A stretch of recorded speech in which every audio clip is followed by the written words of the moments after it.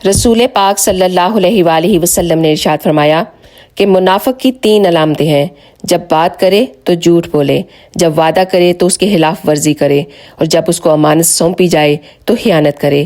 اور امام مسلم کی روایت کردہ حدیث میں بھی یہ آیا ہے، اگرچہ وہ روزے رکھے اور نماز پڑھے اور مسلمان ہونے کا دعویٰ کرے۔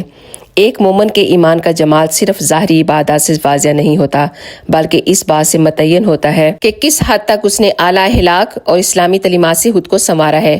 اس لیے ایک مومن تو صرف وہی کام کر سکتا ہے جس سے وہ اپنے رب کو راضی کر سکتا ہے، اس لیے وہ وعدہ خلافی نہیں کرتا اور نہ کسی کو دھوکہ دیتا ہے، اور نہ ہی وہ عہد کو توڑتا ہے اور نہ ہی وہ امانت میں خیانت کرتا ہے۔ اور یہ صفات ان میں صرف پائی جاتی ہیں جو مومن مرد اور مومن عورتیں ہیں۔ اور جو لوگ ان چیزوں کی پرواہ نہیں کرتے، اس طرح کی لاپرواہی سے وہ خود کو منافقین کے زمرے میں شامل کر لیتے ہیں اور ایسے بدترین سزا کے لائق بنا دیے جاتے ہیں کہ جس کے بارے میں اللہ تعالیٰ ارشاد فرماتے ہیں کہ منافقین تو جہنم کے سب سے نچلے طبقے میں شامل ہوں گے۔